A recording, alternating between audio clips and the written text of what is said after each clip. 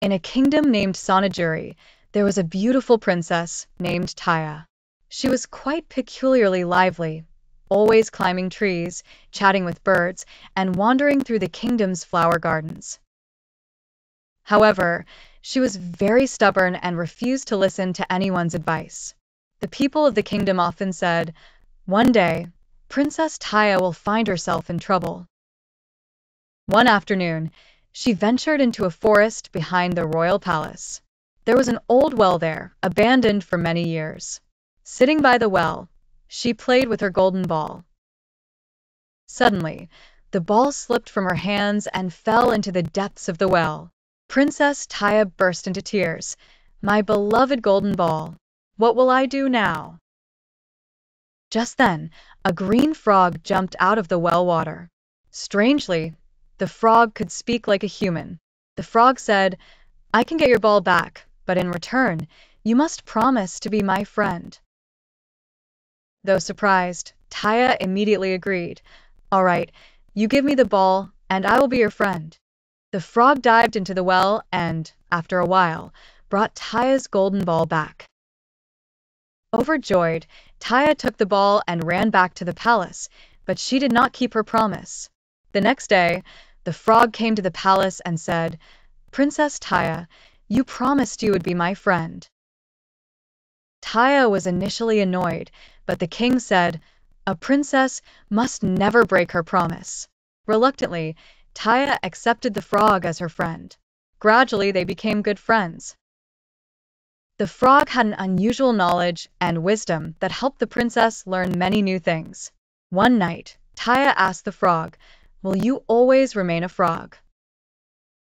The frog sighed and said, "No, I am a cursed prince.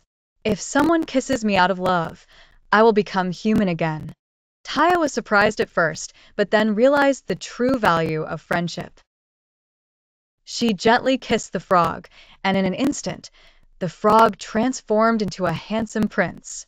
The prince said, "I was the prince of the kingdom of Parijat, cursed by a witch. You have set me free, Taya." Princess Taya and the prince laughed together, and a grand celebration was held in the kingdom. From that day onwards, they remained true friends. Their story was passed down from generation to generation. Rain was pouring down heavily as Tanisha walked along the muddy path, a tired expression marking her face, her hand clutching an old bag. The last few days had been tough. She had lost her job, the rent was overdue, and the fridge was empty. A strange darkness seemed to envelop her, weighing her down with every step. As she stood at the corner of the street, her mind wandered back to her childhood. She thought of her mother, who would stay up all night telling her stories until she fell asleep. Her mother would gently place a damp cloth on her forehead when she was sick and hold her hand before an exam, saying, "You can do this, my child. I give you my blessings." Her mother was her strength, her courage, and yet, today, her mother was no more. A few years earlier, her mother had passed away after a prolonged illness. With a heavy sigh, Tanisha made her way back home. The moment she opened the door, she felt an aching emptiness echo through the room. Her mother's photo hung on the wall, her gaze ever gentle, watching over her. Sitting in front of the picture, Tanisha whispered, "Mother, I can't do this anymore. I'm losing from all sides." And then, as if carried by the wind, her mother's voice seemed to whisper back, "Did you come into this world to give up? Remember, I am always with you. Stand up, my child, and try again." Wiping her tears, Tanisha stood up. Would she forget the lessons her mother had taught her? No, she would not give up. She would start again, and however many times she fell, she would rise. Because a mother is not just a person, she is a force, a refuge, an endless well of love. In the mysterious land of mirrors lived a remarkable maiden, Aina Kumari. Her body was transparent like glass, and her eyes shone brilliantly like deep blue waters. She was no ordinary girl. The transparency of her body reflected the true form of anyone who stood before her. Everyone in the kingdom knew that before Aina Kumari, no one could keep their truth hidden. Those with pure hearts saw their beautiful forms, but those with darkness lurking within would see their terrifying form in the mirror and tremble in fright. Hence, many feared her and avoided her. But one day, a daring girl named Sahasini set out in search of Aina Kumari. She had heard of Aina Kumari's powers and wanted to know, who was she really? What would her true form look like in the mirror? She traveled the path through the deep forest, where the moonlight reflected on the leaves of the trees. Suddenly, she heard the whispers of the wind, as if the trees were warning her. But Sahasini did not stop. After walking a long distance, she reached near a water stream, where Aina Kumari stood, moonlight reflecting off her transparent glass-like body, as if she herself was a living mirror. Sahasini stood before her. Gradually, within Aina Kumari's transparent body appeared Sahasini's reflection. Sahasini held her breath and watched. Her reflection was not normal. She saw massive wings. They were silvery blue, as if a piece of the night sky. Her eyes, too, became bright, as if reflecting an ancient magic. Aina Kumari smiled softly and said, "You are the daughter of a lost star that fell to this earth. Your power was waiting to awaken. Now you know, you are not just an ordinary girl. You are a mysterious fairy lost among humans." Sahasini gazed in awe. All this time, she thought she was just an ordinary girl, but Aina Kumari's mirror revealed her true self. Now she had to decide her path. Would she stay in the human world or return to the lost realm of stars? The moonlight grew brighter, and that night Aina Kumari and Sahasini stood together, a living mirror and a fairy who found her lost identity. Sahasini always knew that her grandfather's tales were not just fairy tales. There was a shadow of truth hidden within them. From a young age, her grandfather spoke of a golden city, a place where the entire city shimmered under the sunlight, where rivers flowed with a golden hue and flocks of luminous birds soared the skies. Yet, no one had ever seen this city. According to the folklore, those who were greedy and ran only after gold found the city invisible, but those who sought knowledge and loved truth were shown the way. One day, while rummaging through an old wardrobe, Sahasini stumbled upon a faded map. It was decorated with strange symbols, and some words were inscribed in an unknown language. Comparing it with her grandfather's tales, she realized it was the guide to the Golden City. Suddenly, her blood surged with the call of an adventure. There was no time to waste. Sahasini packed a small bag with essential items, a little compass, her grandfather's old notebook, and some dried food. Alone, she set off into the unknown. Her first obstacle was a dense forest. Surrounded by tall trees, the sunlight barely reached through the canopy. Strange noises occasionally surfaced, as if someone was following her. One night, resting under a tree, a huge shadow loomed over her. Sahasini was startled but remained calm. The shadow slowly took a human form and said in a deep voice, "What do you seek here?" Sahasini replied, "Truth." The shadow laughed and vanished, leaving behind an old golden key at her feet. At the end of the forest was a magnificent waterfall that created a stunning view with a colorful sunlight. Sahasini knew that beyond the waterfall was the entrance to the city. Grasping the key, she waded beneath the waterfall. Embedded in the rock was a door with a small keyhole. As soon as she inserted the key, the door opened, revealing a dreamland ahead. As she stepped into the city, Sahasini was mesmerized. Every building was made of gold. The streets glimmered, and a sweet melody floated in the air. Inhabitants' eyes reflected a mysterious peace, as if they had been guardians of a profound truth for ages. An elderly man approached her, saying, "You could reach here because your heart isn't greedy. But do you truly know the value of this city?"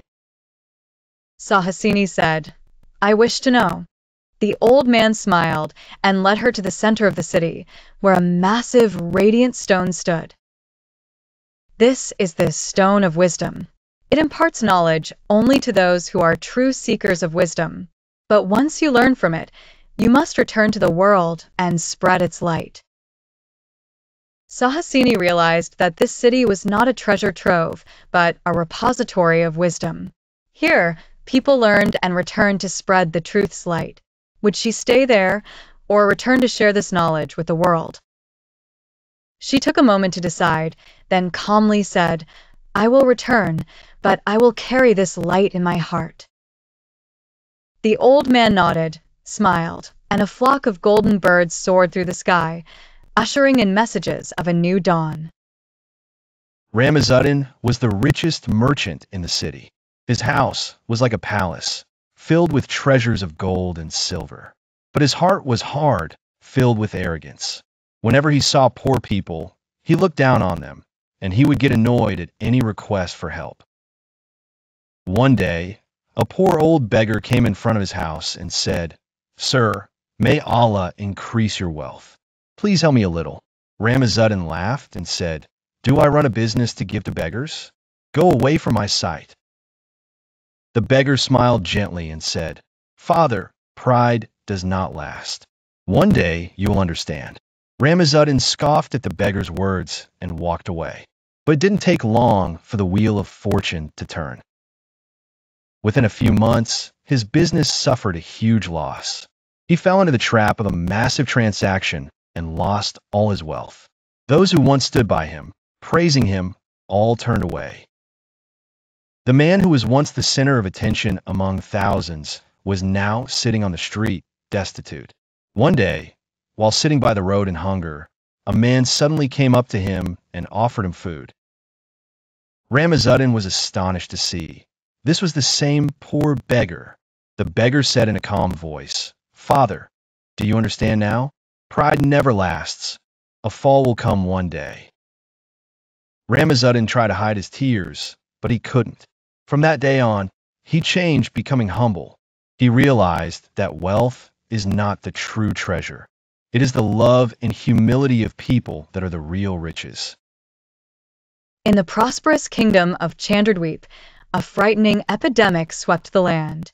Hundreds of people succumbed to the illness, and no medicine seemed effective. The royal court was engulfed in concern when the elderly royal physician spoke. "Only the sunflower can cure this disease, but it blooms in the forest of death, entering which is certain doom." The king was deeply worried, but at that moment, Princess Syra stepped forward. "I'll go. My hair is not just my beauty, it's my strength. I will save my kingdom." Syra set out alone towards the forest. The further she ventured, the denser the darkness became. Suddenly, she lost her way, surrounded by towering trees cloaked in thick mist. The first obstacle appeared, a magical door. In front stood a massive door without a handle, inscribed with words on stone.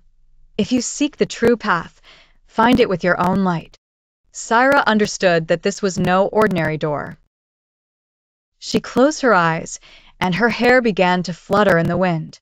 As her golden light touched the door, it swung open. Within the darkness, a bright path emerged, and she moved forward. Ahead lay a black river, its water thick like smoke. There was no boat, no bridge. Just then, a voice echoed in the air, "Only the pure-hearted can cross this river." Syra stepped forward fearlessly. Miraculously, as her hair's light touched the water, the river parted, forming a golden path. She crossed it and moved on. Finally, she reached the sunflower tree. Suddenly darkness engulfed her, and the dark sorcerer, a terrifying magician, appeared. "Princess, the sunflower is bound by my curse. To take it, you must defeat me." He hurled a flaming ball at her, but Syra was unafraid. She let her hair flow through the air, and immediately, golden light burst forth, shattering the sorcerer's curse. He dissolved into dust. With the curse broken, new buds sprouted on the once dead tree, and within moments, a radiant sunflower blossomed. As Syra took the flower in her hands, it gleamed as if it was waiting just for her. Syra returned to the kingdom, and medicine was made from the sunflower. The people were healed and well again. The king, with tears in his eyes, said, "Your beauty is not only in your hair, but in your courage and confidence."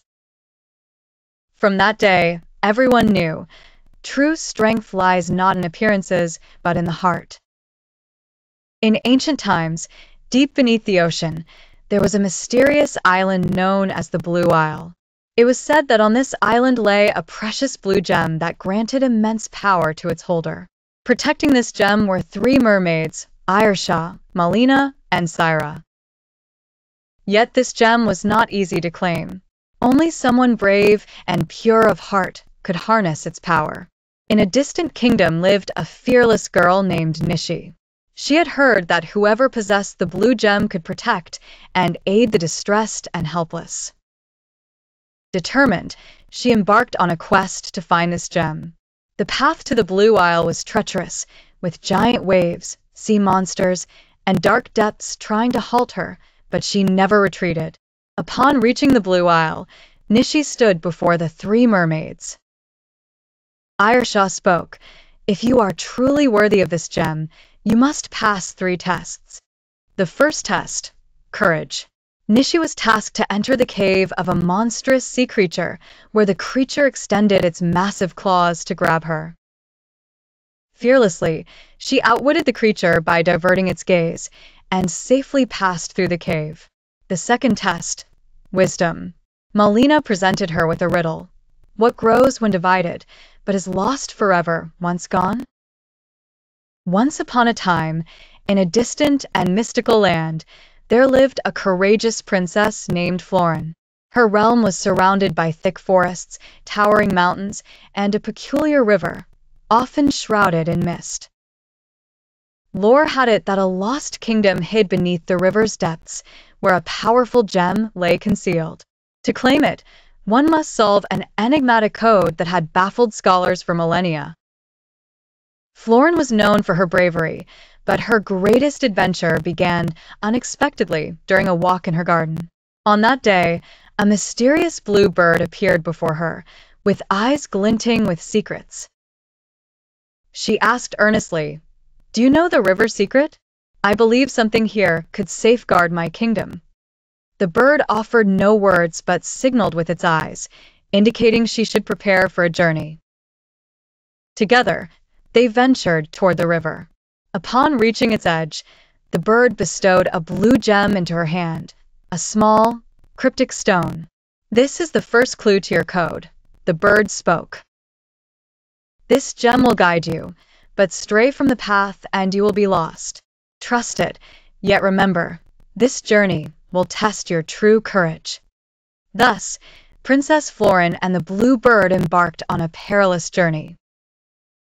They braved dark forests teeming with unknown entities and mythical creatures intent on blocking their way. Yet with courage and the bird's guidance, Florin pressed forward.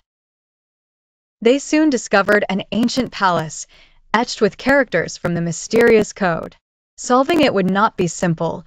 It was a puzzle testing her confidence, intelligence, and faith. As Florin wrestled with the code, a sudden storm encircled the palace. Amidst the shadows emerged a sinister presence, an ancient phantom, guardian of the gem for countless ages. "You shall never have this gem. It is mine," declared the phantom. Undeterred, Florin realized the gem's true power lay in her bravery and resolve. She gripped the gem tightly, shutting her eyes, summoning a radiant burst of light. The phantom was obliterated, and the palace's mysteries began to unfold. Ultimately, Florin and the blue bird decoded the riddle and reclaimed the kingdom's lost gem. The greatest twist, however, was the gem's true nature. It was a long-forgotten magic intended to protect and restore the kingdom. Florin realized that the blue bird was, in truth, the spirit of her ancient ancestor, the kingdom's last guardian. The bird's mission was to safeguard the realm and reclaim its lost strength with the aid of a brave princess. And so, Princess Florin and the Blue Bird's adventure concluded, their tale of friendship and valor destined to be recounted through generations. In a quaint little village, there was an unusual kitchen located at the village's edge, where few travelers ventured. The village folks spoke of the kitchen's owner, a mystical chef named Sorma. Sorma was an enigmatic woman, endowed with a peculiar power. Whenever she cooked, it seemed like magic. Her dishes were not just flavorful but carried a hidden strength that imparted an extraordinary peace and vitality to the mind and body. A rumor spread among the village's children one day that Sorma added something to her cooking that made people healthy, happy, and strong. Curious, two friends, Arun and Mira, decided to uncover this mystery. They planned to go directly to Sorma's kitchen and ask her. One afternoon, Arun and Mira set off towards Sorma's kitchen. As they approached, they saw a charmed bough hanging above the door. Upon entering, they found Sorma, clad in a blue turban over her golden hair, mixing spices in a large pot. The air around her was filled with a strange light and aroma. "Do you know how your cooking changes our lives?" Mira asked. With a gentle smile, Sorma replied, "Yes, this cooking is more than just food. It is an ancient art I learned from a distant mountain. Through cooking, I bind feelings, the body, and the soul. The ingredients I use work like magic." Arun and Mira listened, fascinated. "But how does the cooking become magical?" they asked. Sorma approached them with red peppers, turmeric oil, and a drop of honey. She explained, "First, I understand the power within each ingredient. These chilies have the strength of fire to energize the body. Turmeric is the color of happiness and brings peace to the mind. As for honey, it's a kind of blessing that sweetens and softens the human heart. When these ingredients meld together, it's not just something to eat. It brings new energy and love to one's life," Sorma elucidated. "However, one must keep the mind clear when cooking.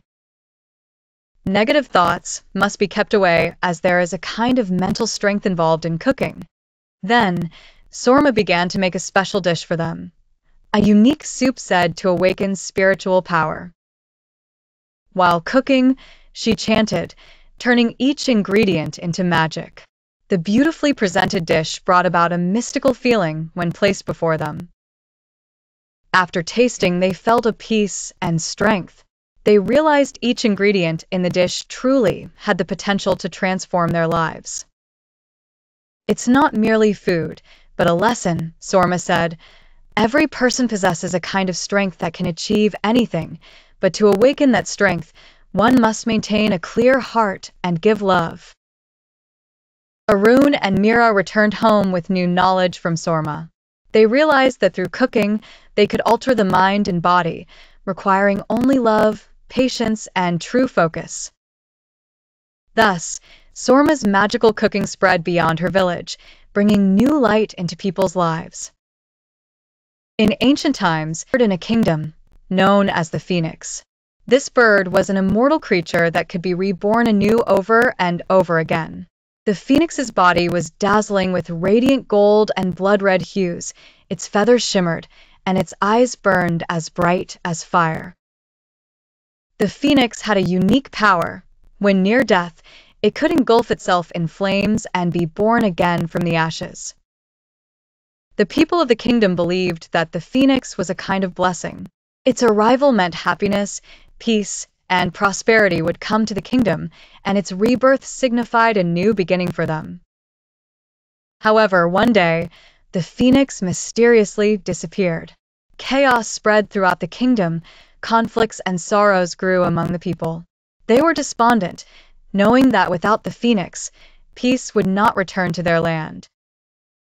A young princess, Aruna, was the only one who knew the true secret of the phoenix. She understood that the bird's true power was not just external, but lay in its spiritual strength. Aruna embarked on a long journey to find the phoenix with the hope of restoring peace to her people. Aruna ventured through treacherous forests and mountains until she reached a mystical cave where the phoenix was gaining new life. She learned that the phoenix was in deep despair itself. Seeing its presence alone was not enough to lead its people towards true peace and love. Approaching the bird, Aruna said, "If you wish to be reborn again, instill within our hearts the message of true love and peace. Your fire is a symbol not just of rebirth, but of our inner transformation." Hearing Aruna's words from the depths of its eyes, the phoenix began to burn itself into flames once more. Within the fire, its existence disappeared, but after some time, it was reborn stronger than before. This time, the phoenix returned to bring a new beginning of peace and prosperity in the kingdom. Returning to the kingdom, Aruna shared the phoenix's secret message with all. The people began to show mercy, love, and compassion towards one another, and the kingdom regained its peace and prosperity. The phoenix, a symbol of sacrifice, regeneration, and immortality, left its indelible mark on the kingdom. From its story, the people learned that true peace and strength arise from inner change and spread among all. Once upon a time in a faraway kingdom, there lived a princess named Saira. She was stunningly beautiful, but her laziness was a cause of concern for everyone in the kingdom. Saira would sleep till late, even after the sun rose, wouldn't dress herself, and called upon her maids for even the simplest tasks, like drinking water. The palace staff was in turmoil. No one could manage the princess's laziness. The king realized that if things continued this way, Saira wouldn't be fit to rule the kingdom in the future. So he announced, "Whoever can rid my daughter of her laziness will be named my successor." The news spread far and wide across the land. Many princes came from distant realms, but none could alleviate Saira's laziness. One day, a clever prince named Arion arrived. He observed the princess lounging comfortably in her laziness, while the staff hurried to meet her every command. Arion proposed to the king, "I want to test the princess for a month, on one condition: no one will perform any task for her during this period." The king agreed. On the first day, Saira realized the situation was dire. She wanted food but had to fetch it herself. She struggled with her clothing, finding them tangled and messy. On the second day, she angrily summoned the staff. "Why aren't you doing my chores?" The staff replied with humility, "According to the prince's condition, we cannot assist you, princess." Saira sulked on her throne but couldn't withstand the hunger pangs for long. Gradually, she started preparing her own meals, arranged her hair, and even tidied her own room. Within a week, the princess realized that nothing could be achieved without effort. After a month, the prince returned to the palace. He found that the once lazy princess was gone. Saira was now capable of managing her own affairs and had begun understanding important matters of the kingdom.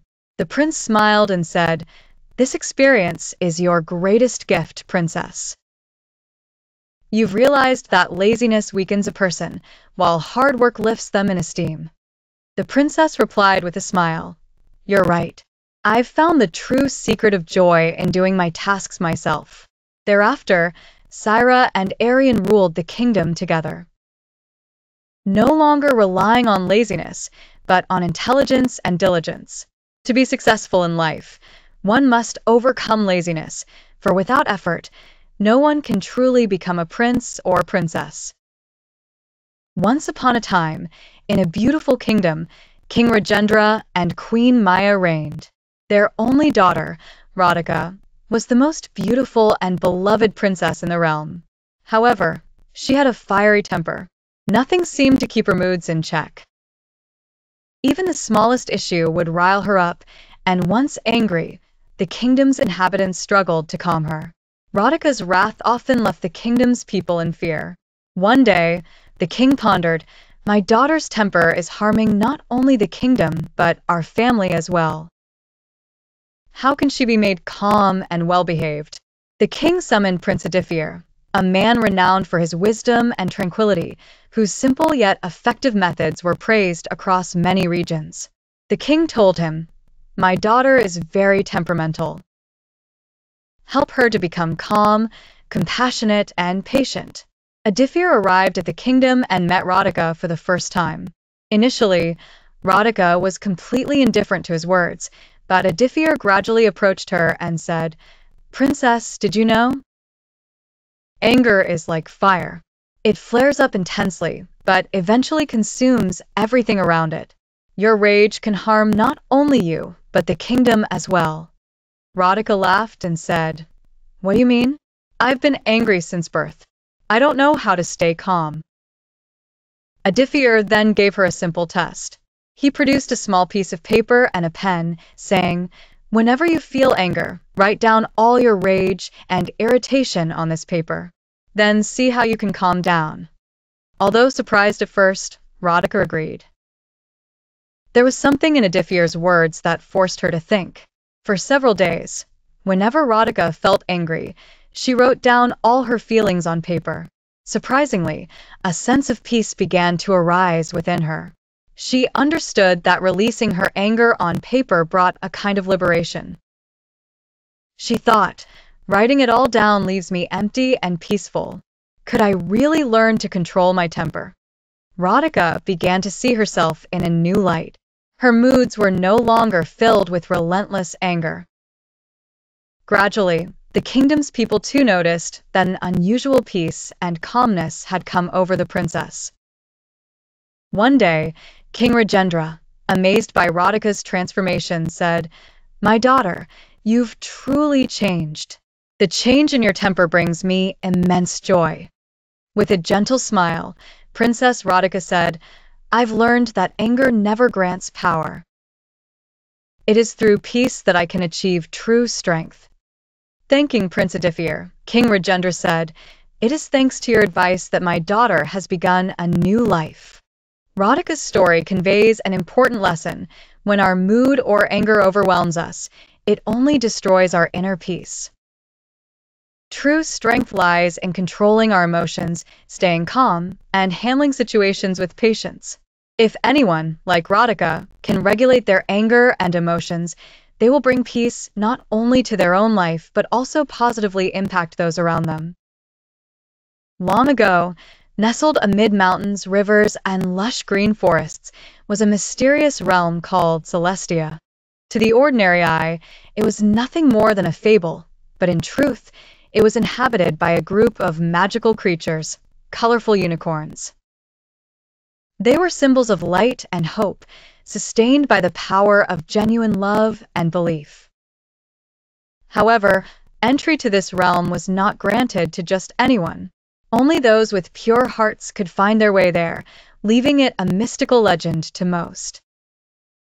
But one day, a young girl named Elena, enchanted by stories of this place from her grandmother, grew curious.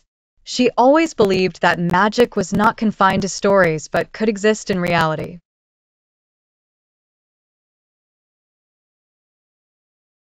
The woods seemed ordinary at first, but as she ventured deeper, she felt a change in the air.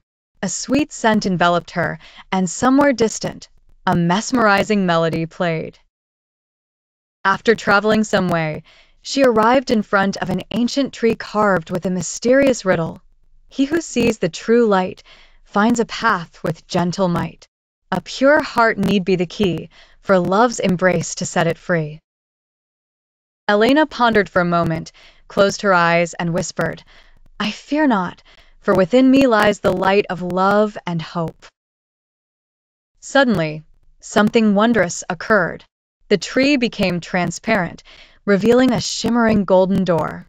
Crossing the threshold, Elena entered a world entirely new. Everything seemed like a dream. Golden hills under blue skies, sparkling silver rivers, and endless flower gardens. The air was filled with sweet tunes, and colorful unicorns darted all around. Standing before her was a majestic, radiant silver unicorn, Lenara, the leader of the unicorns. "You have earned entrance to this realm," said Lenara. Your heart's purity and courage have brought you here. But tell me, why have you come?" Baffled by the beauty, Elena replied, "I've always heard of the unicorn's realm as a part of tales, but I've wanted to believe there truly exists a place where magic is real." Lenara smiled and said, "Our realm does exist, but we hide to protect it from the greedy and selfish. Many have sought to seize our power. Hence, only those who are selfless, courageous, and believe in the power of true love can see us." Then Lenara gifted Elena a small, gem-encrusted pendant and said, "This will remind you that wonders and magic do not exist only in books, but in real life too. Only a pure heart can see them." Elena returned after spending some days in the realm of unicorns. Though no one would believe her story, she knew she had truly been to Celestia. In her hand was the pendant, glowing even in the dark night, and in her heart was a strange power, a timeless tale of belief, love, and magic. Elena knew she would one day return to this realm because true magic never fades away. It merely requires a heart willing to find it.